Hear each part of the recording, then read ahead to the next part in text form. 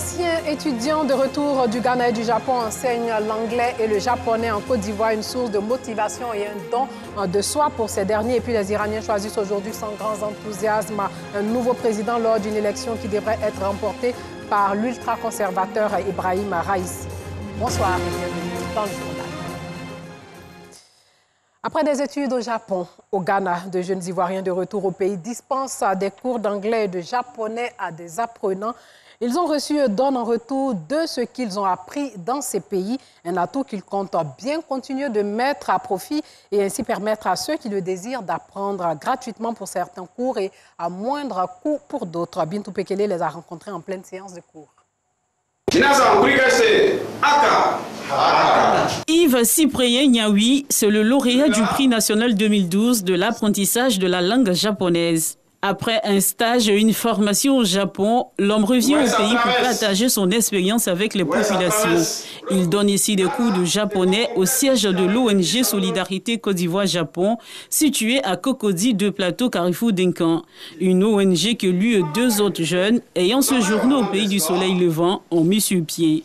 Titulaire d'un diplôme d'enseignant de la langue japonaise obtenu à Osaka au Japon, l'homme est de retour au pays depuis 2018. J'ai été retenu parmi les 40 professeurs de langue japonaise du monde. Donc, du retour au pays, il était question que je me mette à la disposition de tous les apprenants de la langue japonaise et leur faire partager les acquis de Tokyo. Le cours du jour porte sur les idéogrammes, la base de l'écriture japonaise. Selon lui, il faudra au moins 150 heures de cours pour apprendre à parler aisément cette langue. C'est un cours d'écriture japonaise qu'on appelle le kanji.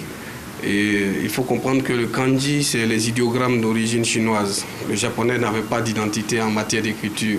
Donc, dans un volume horaire qui peut s'articuler autour de 2 mois et demi, apprendre à parler aisément et écrire aussi. Mais l'écriture japonaise, notamment le kanji, nous pouvons avoir plus de 2000 caractères. Mais pour les apprenants, c'est environ 1000 caractères qu'on va donc leur injecter. Mais cela va se faire de manière progressive. La classe de Cyprien compte ce jour 10 apprenants avec différentes catégories d'âge. Chacun d'eux a une raison d'être présent ici. Aujourd'hui, c'est ma première séance, ma toute première séance. Et déjà, je suis impressionné de voir qu'ils sont vraiment ponctueux, ils sont précis et beaucoup ordonné. On va dire que c'est compliqué. La grammaire, tout ça, le vocabulaire. Pour le moment, on doit apprendre les mots par cœur pour pouvoir bien faire les phrases et tout. Donc, pour le moment, on a commencé avec ça. En apprenant, ça m'ouvre davantage l'esprit. C'est vraiment, je vois que pourquoi les Japonais sont intelligents, je crois que c'est par leur écriture. Parce que mémoriser tout cela, vraiment, il faut être intelligent. Les cours ont débuté ici depuis environ 3 mois. Ce sont au total 40 apprenants qui visitent 3 jours de la semaine l'ONG Solidarité Côte d'Ivoire-Japon. Le centre dispose également de 1000 livres repartis dans 2 bibliothèques afin de faciliter l'apprentissage. Aux côtés des livres, il y a aussi des CD, des mangas, tout ce qu'il faudra aux apprenants pour aller plus vite dans l'apprentissage de cette langue. Pour Oswald Kwame, vice-président de cette ONG, tout ce dispositif a un coût qu'il juge négligeable comparé à l'objectif visé. C'est un peu coûteux, mais quand on a l'amour de donner une possibilité de tout le monde de rentrer dans notre univers, je pense que c'est des choses qui se gèrent.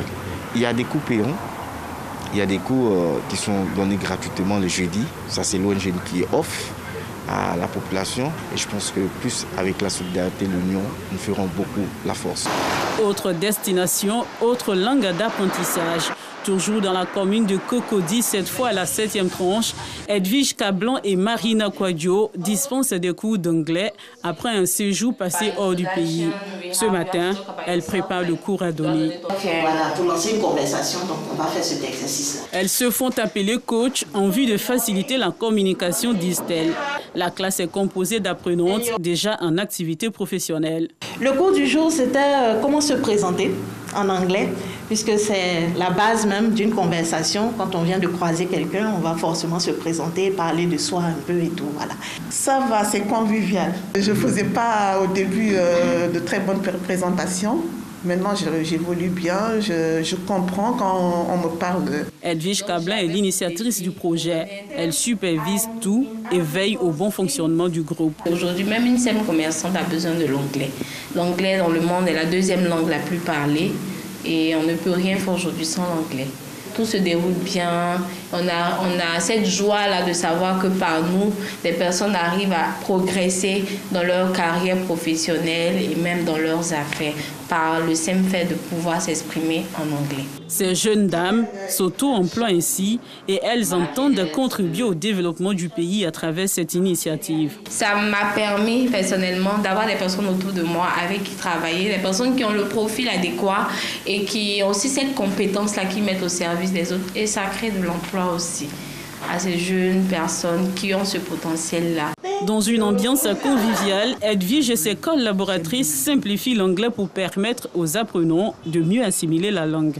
Elles envisagent à créer un centre de référence pour l'apprentissage de cette langue, l'anglais. Quand il fait jour à Abidjan, ces femmes et ces hommes se réveillent avec un seul objectif, c'est de permettre aux Ivoiriens d'avoir du répondant sur le marché de l'emploi à l'échelle internationale. Merci Bintou Pekele. On va parler de la création de 12 nouveaux districts autonomes par décret. Il s'agit du ministre-gouverneur du district autonome du Bassa-Sandra, de la Comoé, du Denguélé, du Lodjibois, des lacs, des lagunes, des montagnes, du Sassandra, de la Maraoué, des savanes, du Bandama, du Zanzan, du Woroba. Ajoutez à cela les districts qui existaient déjà, le district autonome d'Abidjan et de Yamoussoukro.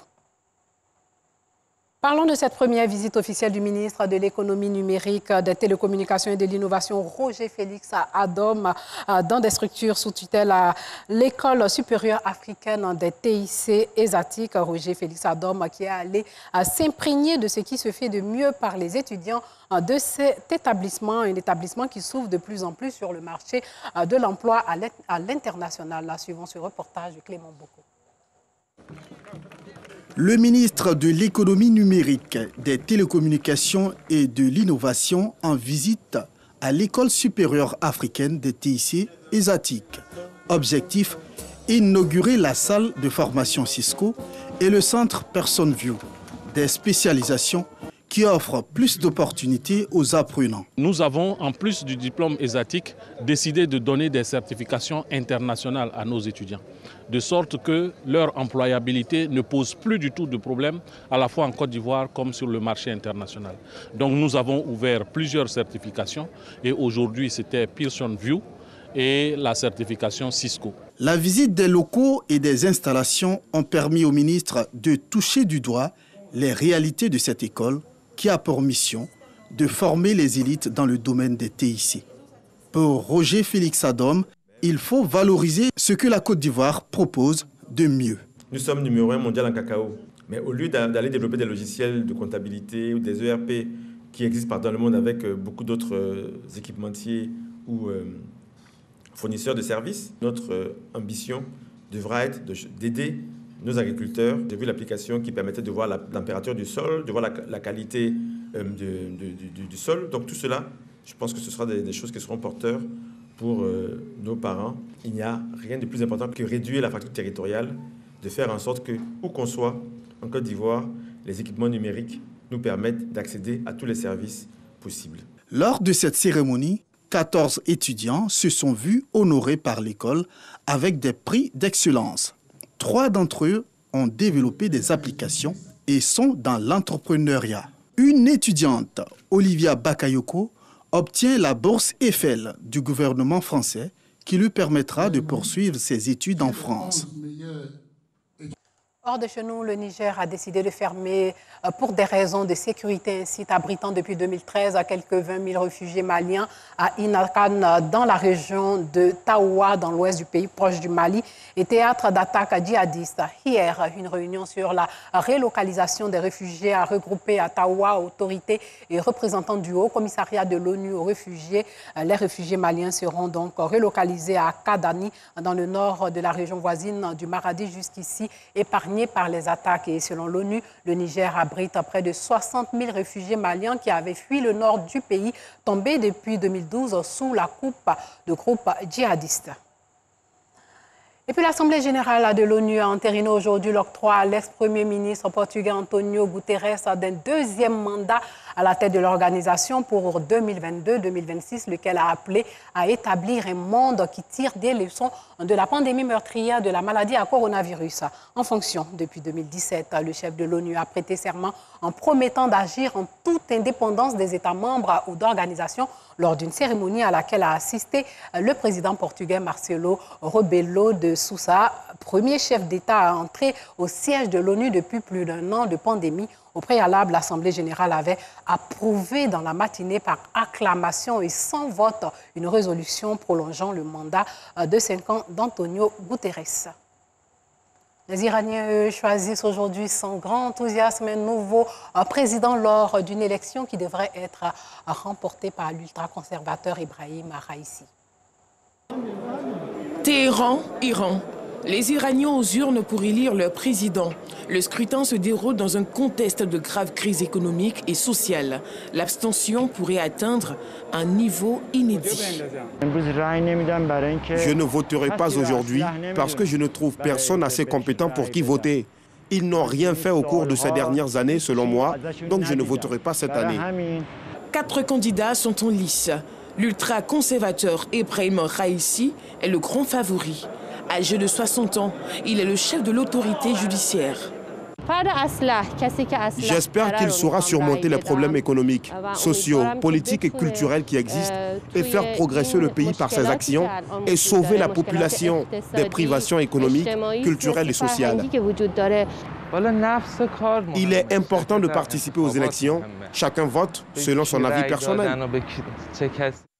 Tous les candidats réclament la levée des sanctions américaines imposées sur Donald Trump. Le président a des prérogatives limitées en Iran. L'essentiel du pouvoir est aux mains du guide suprême. Au Pakistan, les enfants de couches défavorisées paient au prix fort une nouvelle vague de VIH. Le Pakistan a Rota, Derao, des centaines d'enfants issus de milieux ruraux qui sont séropositifs suite à une erreur médicale, le réemploi systématique de seringues usagées. Leur traitement est payé par l'État, mais pas les frais annexes. Ils sont donc victimes à la fois de la maladie et de la pauvreté. Hakima et sa fille de 4 ans sont toutes les deux séropositives. Elles ont été diagnostiquées en 2019. Ma fille et moi recevons un traitement, mais il n'est pas satisfaisant. Nous voulons un traitement qui puisse nous guérir complètement. Comment on peut donner un traitement à un enfant à vie? Parfois, nous oublions même de lui donner ou bien elle fait des histoires pour les prendre. Nous sommes pauvres et je me lève très tôt pour aller travailler. Qui peut lui donner ces médicaments régulièrement? Dans ce petit village, près de 30 enfants sont positifs au VIH. Ils ont tous été victimes du réemploi systématique de seringues usagées. Il serait près de 1500 dans ce cas. Un scandale de santé publique révélé par ce médecin. Cela a été un choc. J'ai été sidéré quand j'ai vu ce bébé avec des antécédents médicaux qui avaient le VIH. Comment avait-elle attrapé le VIH? En 2 mois, j'ai trouvé 20 autres cas. Ils avaient tous la même histoire, les mêmes symptômes. Et ils étaient tous positifs au VIH. Depuis, le gouvernement oblige les médecins à utiliser des seringues à usage unique. C'est trop beau pour être vrai et trop optimiste pour croire qu'il n'y a plus de transition. Le virus du sida continue de circuler à l'Arakana. Et la vérité est que notre rythme de dépistage a ralenti. Les traitements antiviraux sont gratuits, mais les familles doivent couvrir les frais annexes liés à la maladie. Ils nous disent de faire des examens médicaux dans une clinique privée. Nous n'avons pas assez d'argent. Nous devons nourrir notre famille. Et comment payer un traitement? Je n'ai pas les moyens de faire passer des échographies. Je ne suis pas le seul. Nous sommes tous pauvres dans le village. Fin de ce journal. Merci de l'avoir suivi et surtout portez-vous bien.